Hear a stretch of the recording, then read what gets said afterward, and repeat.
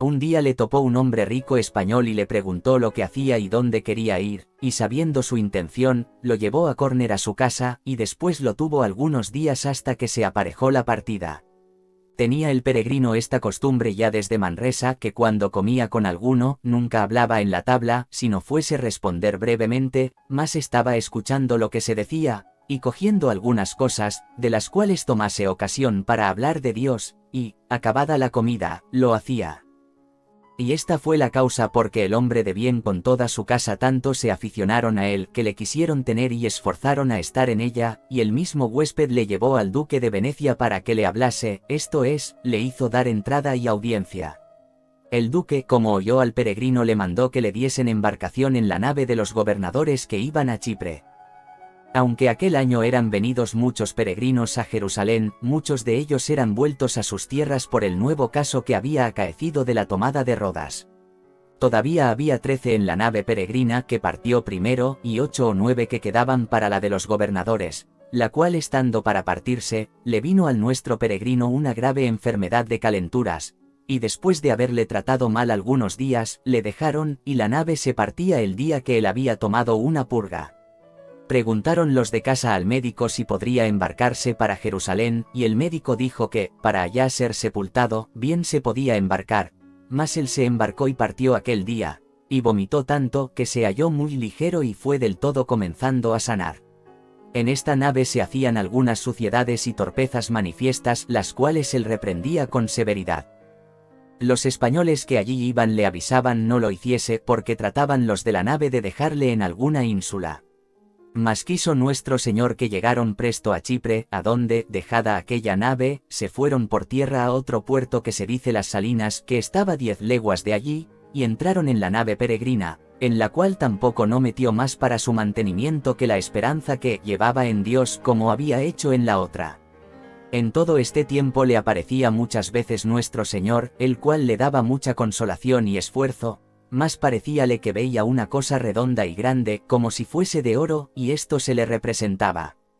Después de partidos de Chipre, llegaron a Jaffa, y caminando para Jerusalén en sus asnillos, como se acostumbra, antes de llegar a Jerusalén 2 millas, dijo un español noble, según parecía, llamado por nombre Diego Manes, con mucha devoción a todos los peregrinos, que, pues de ahí a poco habían de llegar al lugar de donde se podría ver la santa ciudad, que todos se aparejasen en sus conciencias y que fuesen en silencio.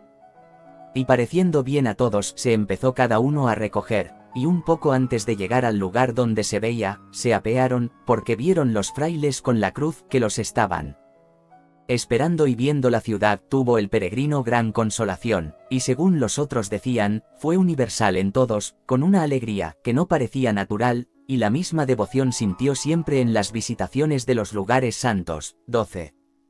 3. Estancia en Jerusalén y regreso a Barcelona. Mes y medio aproximadamente estuvo Ignacio venerando aquellos lugares santificados por la vida, pasión y muerte de nuestro Señor Jesucristo, por la presencia de la Virgen Santísima y por la primera predicación de los apóstoles.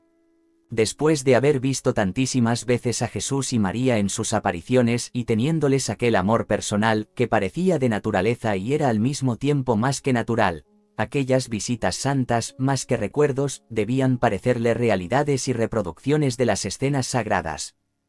12. Autobiografía, N. 40-45.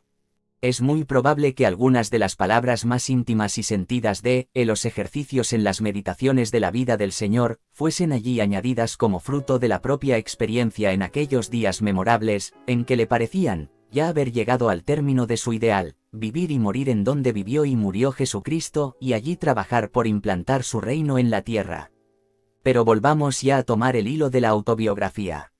Su firme propósito era quedarse en Jerusalén visitando siempre aquellos lugares santos, y también tenía propósito, a más de esta devoción, de ayudar las ánimas, y para este efecto traía cartas de encomienda para el guardián, las cuales le dio, y le dijo su intención de quedar allí por su devoción, mas no la segunda parte de querer aprovechar las ánimas, porque esto a ninguno lo decía, y la primera había muchas veces publicado. El guardián le respondió que no venía como su quedada pudiese ser, porque la casa estaba en tanta necesidad, que no podía mantener los frailes, y por esta causa estaba determinado de mandar con los peregrinos algunos a estas partes.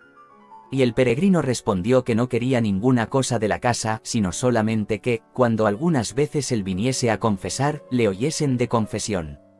Y con esto el guardián le dijo que de aquella manera se podría hacer, más que esperase hasta que viniese el provincial, creo que era el supremo de la orden en aquella tierra, el cual estaba en Belén.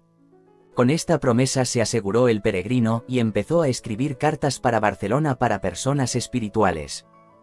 Interrumpamos la narración dulcísima de San Ignacio para hacer memoria de una de esas cartas recibida por la familia Pascual. De ella se habla, y con palabras muy ponderativas, en los procesos de beatificación.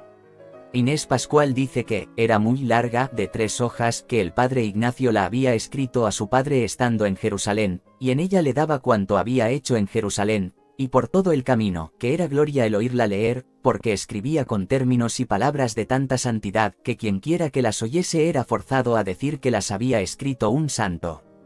Mi padre no podía leerlas sino con las lágrimas en los ojos y suspirando, y las guardaba y estimaba como reliquias de un santo, y por tales las tenía y reputaba. 13. Dejemos ahora otra vez la palabra a Ignacio. Teniendo ya escrita una carta y estando escribiéndola, otra, víspera de la partida de los peregrinos, le vienen a llamar de parte del provincial y del guardián porque había llegado. Y el provincial le dice con buenas palabras cómo había sabido su buena intención de quedar en aquellos lugares santos, y que había bien pensado en la cosa, y que por la experiencia que tenía de otros, juzgaba que no convenía. Porque muchos habían tenido aquel deseo, y quién había sido preso, quién muerto, y que después la religión quedaba obligada a rescatar los presos, y por tanto él se aparejase de ir el otro día con los peregrinos.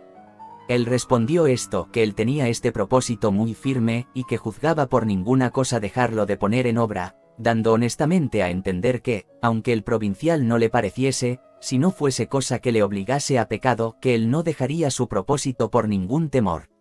A esto dijo el provincial que ellos tenían autoridad de la sede apostólica para hacer ir de allí, o quedar allí, quien les pareciese, y para poder descomulgar a quien no les quisiese obedecer, y que en este caso ellos juzgaban que él no debía de quedar, etc. Y queriéndole demostrar las bulas por las cuales le podía descomulgar, él dijo que no era menester verlas, que él creía a sus reverencias, y pues que así juzgaban con la autoridad que tenían, que él les obedecería.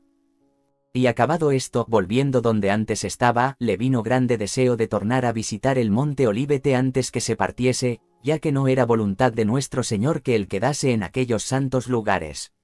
En el monte Olívete está una piedra de la cual subió nuestro Señor a los cielos y se ven aún ahora las pisadas. 13 procesos de beatificación, fol. 158. Impresas, y esto es lo que él quería tornar a ver. Y así, sin decir ninguna cosa ni tomar guía porque los que van sin turco por guía corren gran peligro, se descabulló de los otros y se fue solo al monte Olívete. Y no lo querían dejar entre los guardas. Les dio un cuchillo de las escribanías que llevaba, y después de haber hecho su oración con harta consolación, le vino deseo de ir a Betfas, y estando allá, se tornó a acordar que no había mirado en el monte Olívete a qué parte estaba el pie derecho, o a qué parte el izquierdo, y tornando allá, creo que dio las tijeras a los guardas para que le dejasen entrar. Cuando en el monasterio se supo que él era partido, así sin guía, los frailes hicieron las diligencias para buscarles, y así, descendiendo el del monte Olívete, topó con un cristiano de la cintura, que servía en el monasterio, el cual, con un grande bastón y con muestra de grande enojo, hacía señas de darle. Y llegando a él trabóle reciamente del brazo, y él se dejó fácilmente llevar. Mas el buen hombre nunca le desasió. Yendo por este camino así ha sido del cristiano de cento circunflejo la cintura, tuvo de nuestro Señor grande consolación, que le parecía que veía a Cristo siempre sobre él. Y esto hasta que llegó al monasterio duró siempre en grande abundancia. Partieron el otro día, y llegados a Chipre, los peregrinos se apartaron en diversas naves. Había en el puerto 3 o 4 naves para Venecia, una de turcos, y otra era un navío muy pequeño, y la tercera era una nave muy rica y poderosa de un hombre muy rico veneciano. Al patrón de esta pidieron algunos peregrinos quisiese llevar al peregrino, mas él, como supo que no tenía dineros, no quiso, aunque muchos se lo rogaron alabándole, etc. Y el patrón respondió que, si era santo, que pasase, como pasó Santiago, o cosa símil. Estos mismos rogadores lo alcanzaron fácilmente del patrón del pequeño navío. Partieron un día con próspero viento por la mañana, y a la tarde les vino una tempestad, con que se despartieron unas de otras, y la grande se fue a perder junto a las mismas islas de Chipre, y solo la gente se salvó, y la de Turcos se perdió, y toda la gente con ella, con la misma tormenta. El navío pequeño pasó mucho trabajo, y al fin vinieron a tomar una tierra de la Apulia. Y esto en la fuerza del invierno, y hacía grandes fríos y nevaba, y el peregrino no llevaba más ropa que unos zaragüeyes de tela gruesa hasta la rodilla, y las piernas nudas, con zapatos y un jubón de tela negra, abierto con muchas cuchillas por las espaldas, y una ropilla corta de poco pelo. Llegó a Venecia a mediado enero del año 24, habiendo estado en el mar desde Chipre todo el mes de noviembre y diciembre, y lo que era pasado de enero. En Venecia le halló uno de aquellos dos que le habían acogido en su casa antes que partiese para Jerusalén, y le dio de limosna 15 o 16 julios y un pedazo de paño, del cual hizo muchos dobleces, y le puso sobre el estómago por el gran frío que hacía.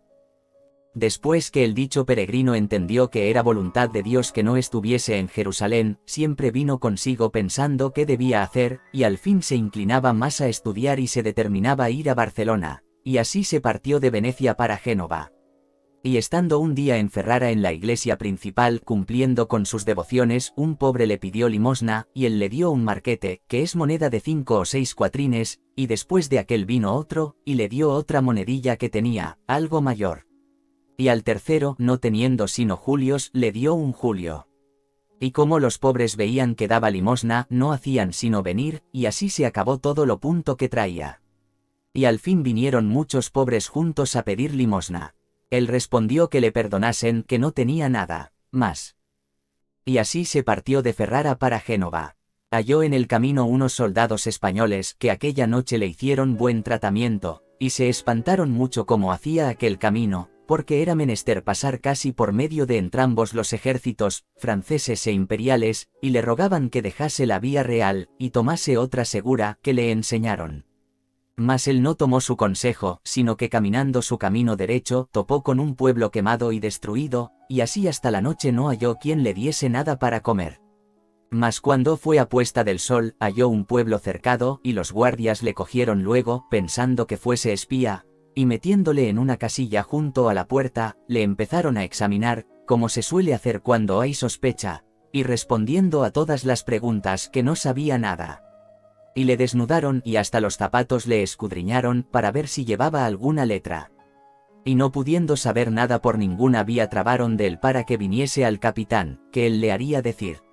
Y diciendo el que le llevasen cubierto con su ropilla, no quisieron dársela, y lleváronlo así con los zaragüeyes y jubón arriba dichos.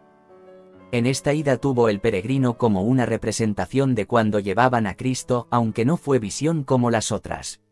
Y fue llevado por 3 grandes calles, y él iba sin ninguna tristeza, antes con alegría y contentamiento. Él tenía costumbre de hablar, a cualquiera persona que fuese, por vos, teniendo esta devoción, que así hablaba Cristo y los apóstoles, etc.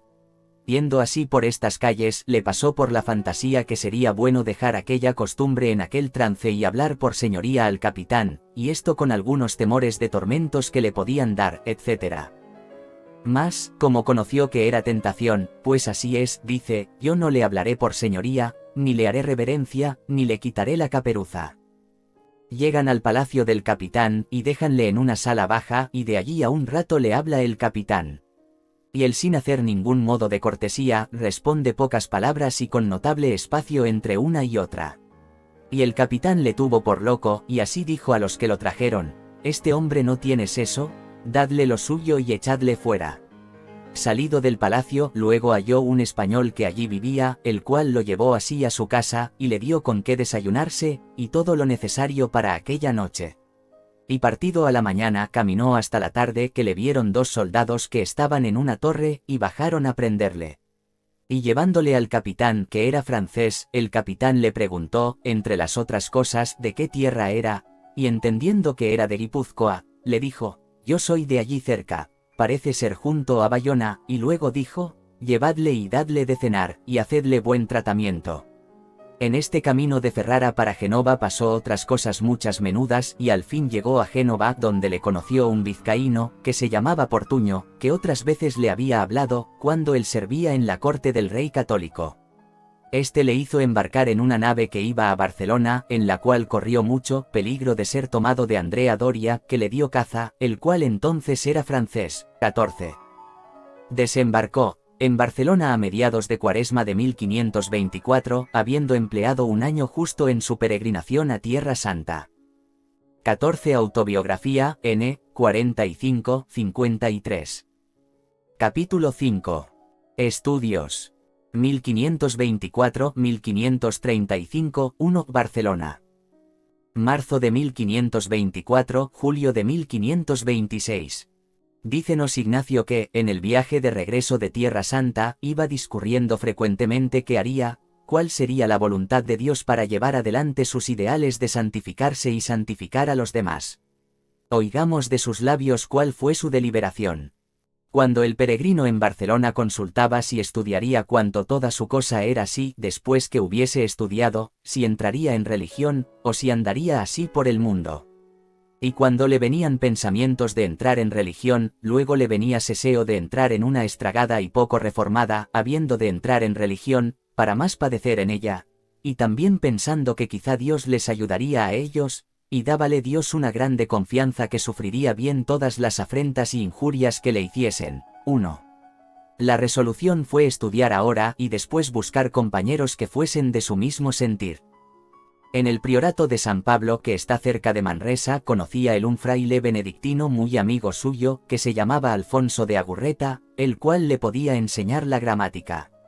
En Manresa lo tendría todo: maestro, personas amigas que le ayudasen, y ambiente propicio para hacer bien a los demás. Llegado a Barcelona, dice la autobiografía, comunicó su inclinación de estudiar con Isabel Roser, y con un maestro Ardévalo, que enseñaba gramática. A entrambos pareció. 1. Autobiografía, N. 71. Muy bien, y él ofreció enseñarle de balde, y ella de dar lo que fuese menester para sustentarse. Tenía el peregrino en Manresa un fraile, creo que de San Bernardo, ya dijimos que era benedictino, hombre muy espiritual, y con este deseaba estar para aprender, y para poderse dar más cómodamente al espíritu, y aún aprovechar a las ánimas. Y así respondió que aceptaba la oferta, si no hallase en Manresa la comodidad que esperaba. Mas ido allá, halló que el fraile era muerto, y así, vuelto a Barcelona, comenzó a estudiar con harta diligencia. 2. Nos consta, pues, que Ignacio volvió a Manresa un año después que de allí salió.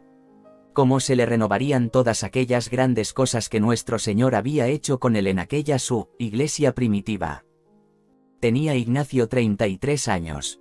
Los procesos están llenos de testimonios que ponderan la humildad, modestia y piedad con que iba por las calles y asistía a la clase mezclado con los niños de poca edad.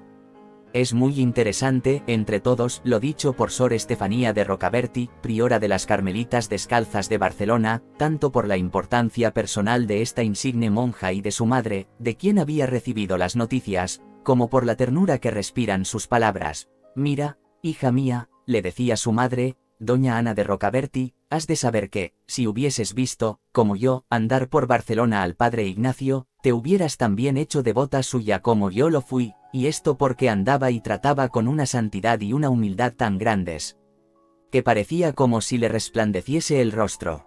Cuando respondía a las palabras que se le dirigían, eran las suyas tan eficaces que se metían en el corazón de cuantos las oían.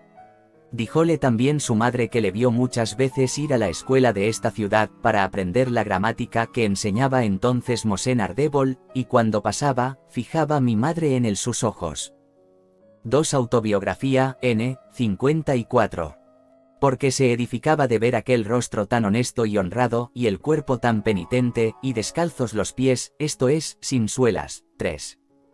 Vivía en casa de Inés Pascual. Estudió gramática en mi casa, dice Juan Pascual, y tuvo siempre a su disposición la biblioteca que en ella tenemos del dicho Antonio Puyol, mi tío, que era muy copiosa, curiosa y rica. Dormía siempre y comía en esta mi casa, en donde vivo ahora, es la que hace esquina a la calle de Cotoners. Durante el tiempo que estuvo en mi casa, cada noche me hablaba 1000 cosas de nuestro Señor, del desprecio del mundo y de sus bienes para hacerme estimar los verdaderos. Aconsejábame la frecuencia de sacramentos, el amor y el temor de la ley de Dios, y la obediencia a la voluntad de mi madre. Dormía casi cada noche en tierra, sin acostarse en la cama, y pasaba la mayor parte de ella en oración arrodillado al pie de la misma cama, y muchas noches yo le miraba, y veía el aposento lleno de resplandor, y él levantado en el aire, de rodillas, llorando y suspirando y diciendo: Dios mío, cuán infinitamente bueno sois, pues sufrís a quien es tan malo y perverso como yo. Era entonces Juan Pascual jovencito y dormía en la misma pieza de Ignacio. Dice que se fingía dormido para ver todas las cosas que nos ha contado. Otras veces dice que le oía exclamar: «Oh, Señor, si los hombres os conociesen no os ofenderían, sino que os amarían». Apenas se removía el joven como si despertase, levantábase Ignacio de la oración, y acercándose a él, le decía con mucho amor: «Hijo mío, no duermes. Duerme, hijo mío, duerme». Inés Pascual dice que, estando a la mesa, fijaba los ojos en una cena del Señor que tenía delante, y quedaba muy abstraído de devoción. 4. Comulgaba ordinariamente en la iglesia de Santa María del Mar por ser esta su parroquia y por la gran devoción que sentía ante el altar de la Madre de Dios. En 3 procesos de beatificación, IOL 291. 4 procesos de canonización, FOLS 147 y 149. La misma iglesia se colocaba sentado en una grada de la primera capilla a mano derecha, entrando por la puerta de la calle de Sombrerers, y pedía limosna a los que tomaban agua bendita de la pila que a su lado tenía 5. Confesábase en el convento franciscano de Santa María de Jesús, situado fuera de las murallas, en el mismo lugar en que hoy se halla el convento e iglesia de las religiosas de la enseñanza, siendo su confesor Fr. Diego de Alcántara, religioso de santa memoria en aquella comunidad, que había hospedado al mismo San Pedro de Alcántara, al B. Nicolás Factor y al taumaturgo catalán B. Salvador de Horta. Entre las iglesias que con más devoción visitaba, figuran en primer término la catedral y la cripta de Santa Eulalia. Aquella santa portera del convento de las Jerónimas, Antonia Estrada, continuó el trato espiritual y buenas obras con San Ignacio. Casi cada día le hacía limosna, y él, en buena correspondencia, le trajo de Jerusalén un cofrecito de reliquias, que se conservó hasta la quema de aquel convento en el mes de julio de 1909. Los procesos dicen que en aquel convento fue visto Ignacio alguna vez rodeado de resplandores. En Barcelona volvió el demonio a tentarle con aquella tentación insidiosa y engañosa de Manresa.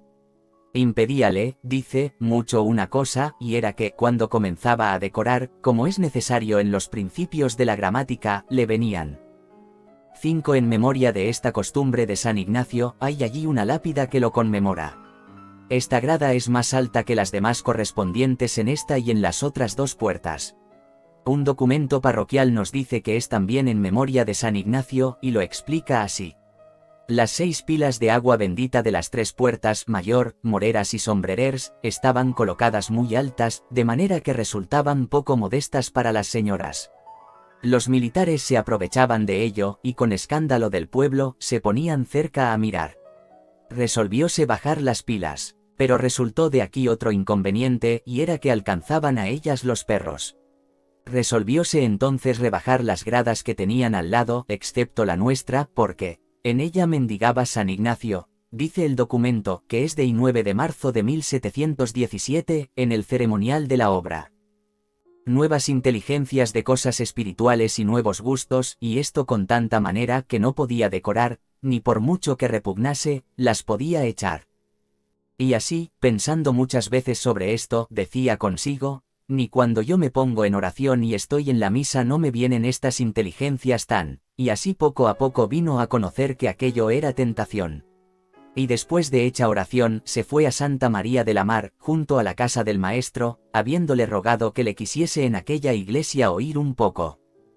Y así, sentados, le declara todo lo que pasaba por su alma fielmente y cuán poco provecho hasta entonces por aquella causa había hecho, más que él le hacía promesa al dicho maestro diciendo: yo os prometo de nunca faltar de oíros estos 2 años, en cuanto en Barcelona hallaré pan y agua con que poderme mantener.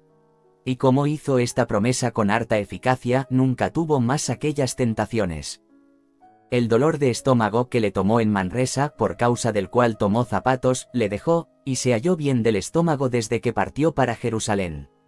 Y por esta causa, estando en Barcelona estudiando, le vino deseo de tornar a las penitencias pasadas, y así empezó a hacer un agujero en las sucias de los zapatos. Y valos ensanchando poco a poco, de modo que, cuando llegó el frío del invierno, ya no traía sino la pieza de arriba. 6. No dice más Ignacio en la autobiografía, pero por los testigos de los procesos sabemos que se alargó mucho más en la penitencia. Los ayunos eran continuos y durísimos. Para ocultarse a las miradas de los que podían verlo, se retiró de la mesa de la familia Pascual, y comía arriba en el segundo piso, en la misma pieza en que dormía. Así ahorraba de lo que le daban y lo distribuía entre los pobres.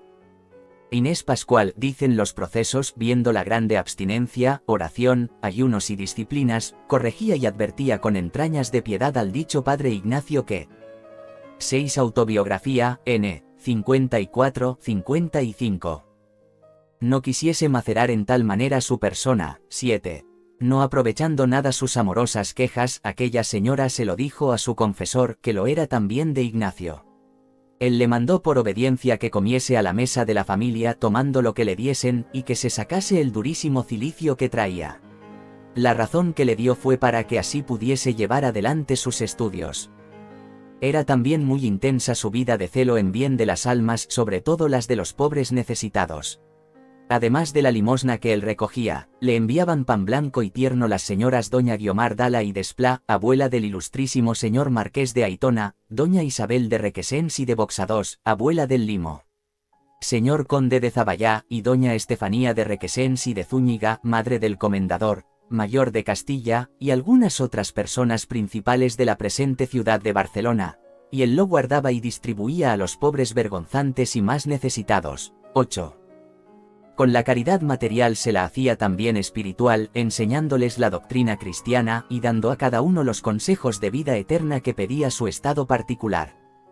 Los ministerios a que se daba con más fervor eran los esencialmente espirituales.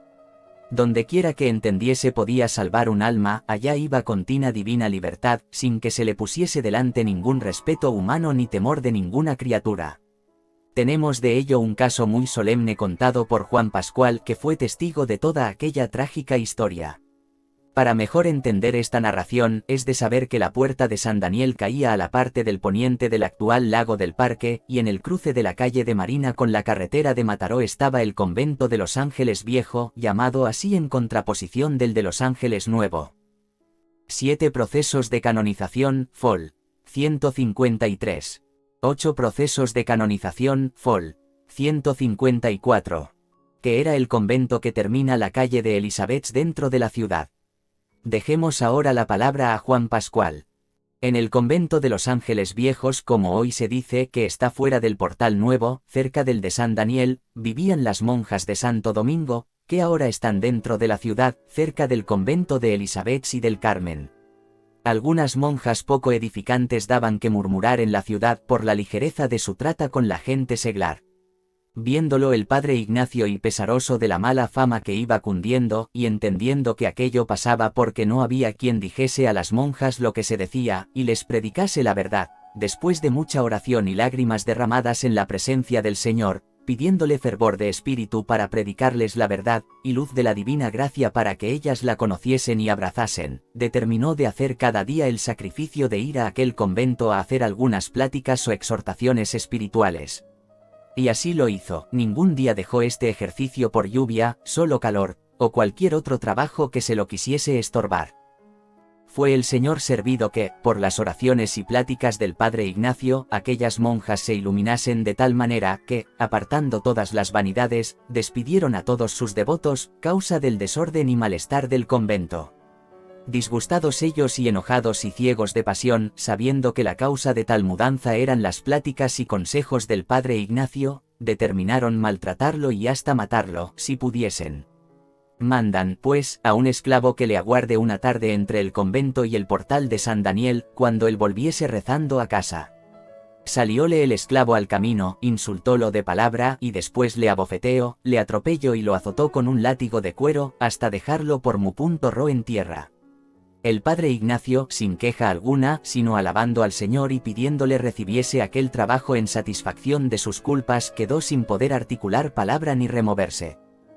Quiso Dios que pasasen por allí unos molineros y le hallasen en tierra como muerto, montáronlo en uno de los animales, trajéronlo al portal de San Daniel, y después de haberle hecho recobrar los sentidos, le preguntaron dónde vivía, y le trajeron a nuestra casa. Estaba tan maltrecho que mi madre le lloraba ya por muerto. Estuvo 53 días en cama, sin poderse menear, de modo que para rehacerle la cama, lo habían de levantar con unas toallas, y para confortarlo, lo abrigaban con sus sábanas empapadas 2 o 3 veces en vino. Aunque en esta enfermedad padeció grandes dolores, sobre todo en la pierna derecha, que ya tenía de ordinario delicada, jamás pudieron lograr que dijese quién le había atropellado, y apenas dónde le había pasado esta desgracia, sino que siempre alababa a nuestro Señor, y pedía perdón por los malhechores y por los que le habían mandado. Mi madre cuidólo y regalólo como a un hijo suyo o como a un ángel visible, pasando las noches sin acostarse, por más que el santo lo resistía, aunque reconociendo el respeto y amor que ella le tenía. Visitóle la flor de la nobleza de Barcelona, tanto damas como caballeros. Tales fueron doña Estefanía de Requesens, hija del conde de Palamós y esposa del comendador mayor de Santiago, don Juan de Requesens, doña Isabel de Boxadós, doña Guimar Gralla, doña Isabel de Josa y otras de las principales de la ciudad. Los procesos nos dan alguna noticia más particular. Dicen que la persona causadora de esta desgracia era de calidad, que el esclavo era un negro que se llegó hasta a administrar a Ignacio la extrema unción, y que en esta ocasión entrando en el aposento doña Inés, encontró al enfermo rodeado de resplandores, y que él le rogó que no lo dijese a nadie. Diciéndole una vez doña Inés que no volviese más a aquel convento, Ignacio contestó, ¿qué cosa podría haber más dulce para mí que morir por amor de Jesucristo y del prójimo? Esto es lo que yo quería. Cuando fue atropellado, le acompañaba un buen sacerdote llamado Musén Puyalt, el cual también fue maltratado a garrotazos por el esclavo. Luego que Ignacio pudo caminar, volvió enseguida al convento de los Ángeles para acabar su reforma. Fue esta muy consoladora, como lo fue también la conversión del desgraciado que había sido la causa de todo, pues dicen los procesos que fue a pedirle perdón con mucha humildad, y se abstuvo de sus indignas visitas al monasterio. Otro testigo añade que en adelante le ayudaba con limosnas como lo hacían también las otras personas que hemos nombrado 9. Debemos poner aquí el gran beneficio hecho por San Ignacio a un suicida. Venía un día el santo de los Ángeles Viejos y entrando por la puerta de San Daniel, pasó por el llano de Llull y calle de Bell, Lloc, en donde encontró amontonada gran muchedumbre de gente. Dícenle que han hallado a un hombre ahorcado en su casa que estaba en dicha calle, esquina a la travesía del Julibert. Sube Ignacio a la casa y ve a aquel desdichado amoratado y negro que, por haber el tribunal fallado contra él un pleito que tenía con un hermano suyo, se había colgado del techo. Ignacio se hinca, ora, y levantándose pide un cuchillo y corta la cuerda. Cae en tierra el cuerpo dando un gran golpe y queda sin movimiento ni señal de vida. Vuelve Ignacio a hincarse en oración, saca el Cristo que siempre llevaba encima, lo pone sobre el pecho de aquel desdichado invocando el nombre de Jesús, y llámale por su nombre, Lisano. Al punto abre él los ojos y contesta con gran estupor de todos los presentes que le tenían por muerto. Ignacio le exhorta a hacer penitencia de sus pecados y sobre todo del suicidio, van a llamar al vicario de Santa María, confiésase con grandes muestras de dolor, y muere. Digamos ahora una palabra sobre los compañeros de Ignacio.